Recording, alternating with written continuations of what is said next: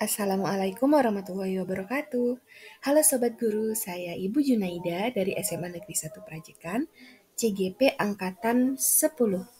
Kali ini saya akan membahas tentang kesimpulan pemikiran Ki Hajar Dewantara dan refleksi diri saya sebagai tugas koneksi antar materi modul 1.1. Pertama, kita mulai dari kesimpulan dari hasil pemikiran Ki Hajar Dewantara. Pendidikan dan pengajaran. Jadi yang pertama, Ki Hajar Dewantara itu membedakan antara pendidikan dan pengajaran. Pengajaran adalah bagian dari pendidikan. Pengajaran memerdekakan manusia secara lahir dan pendidikan memanusiakan manusia secara batin. Kemudian yang kedua, dasar pendidikan adalah budi pekerti. Ingat, kodrat anak salah satunya adalah bermain.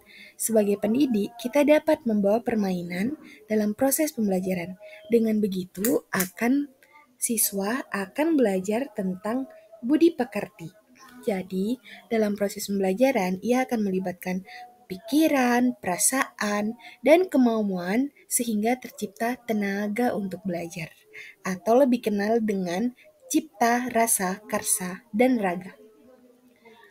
Yang ketiga, pendidikan haruslah berpihak pada anak. Sebagai pendidik harus mendidik dengan penuh keikhlasan dan penuh cinta kasih dalam pembelajaran. Yang keempat, anak bukanlah tabula rasa. Jadi, siswa kita itu bukan kertas kosong yang bisa digambar sesuai keinginan orang dewasa. Setiap anak lahir dengan kekuatan kodrat yang masih samar-samar. Ingat, tujuan pendidikan adalah menuntun atau memfasilitasi anak untuk menebalkan garis samar-samar agar mereka dapat memperbaiki lakunya untuk menjadi manusia seutuhnya. Lalu bagaimana ya cara menebalkannya? Untuk menebalkannya, kita harus ingat konteks diri anak dan konteks sosial budaya. Jadi, menebalkan laku anak harus sesuai dengan konteks dirinya dan konteks sosial budaya. Pada akhirnya, terciptalah pendidikan yang menuntun. Jadi kita sebagai pendidik diibaratkan sebagai petani yang berkewajiban menuntun tumbuhnya murid, memelihara, dan mengarahkan pada hal benar, serta membelokkan jika salah. Oke, begitulah kesimpulan yang dapat saya simpulkan. Lalu untuk selanjutnya kita masuk pada sesi refleksi. Pertanyaan pertama, apa yang Anda percaya tentang murid dalam pelajaran di kelas sebelum pelajari modul 1.1? Oke, sebelum belajar tentang pemikiran Ki Hajar Dewantara, saya berpikir bahwa pembelajaran itu hanyalah transfer pengetahuan.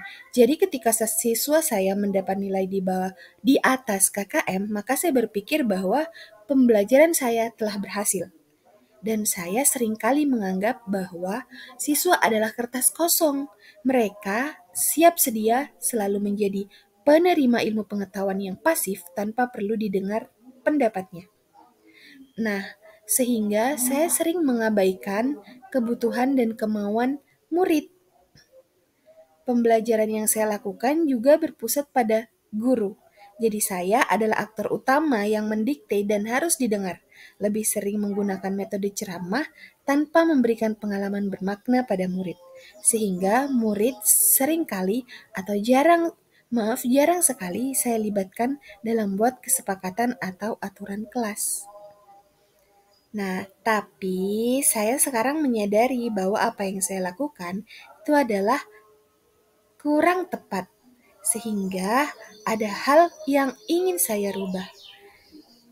Jadi yang pertama, saya ingin membuat pembelajaran berpusat pada siswa, sehingga siswa bukan sebagai penerima yang pasif lagi, tapi merekalah yang mengkonstruksi pengetahuan mereka sendiri. Yang kedua, saya ingin menciptakan pembelajaran yang memfasilitasi kebutuhan murid. Jadi, guru bukanlah aktor utama lagi, tapi sebagai fasilitator. Kemudian, yang ketiga, saya ingin menciptakan pembelajaran yang menyenangkan, karena kodrat anak adalah bermain, seperti yang dijelaskan tadi, sehingga terciptalah budi pekerti. Kemudian, saya ingin menciptakan pembelajaran yang mencakup berbagai aspek, Jadi tidak hanya diukur dari nilai KKM atau aspek kognitif saja, tapi juga dapat mengembangkan karakter, melibatkan sosial budaya di lingkungan sekitar, sehingga pembelajaran menjadi lebih kontekstual dan bermakna. Nah, setelah saya merubah pikiran saya, selanjutnya saya ingin segera menerapkan pembelajaran yang pertama, berpusat pada siswa. Membuat proses pembelajaran benar-benar berpusat pada siswa. Yang kedua, sesuai kebutuhan siswa, sehingga memfasilitasi seluruh kebutuhan gaya belajar siswa.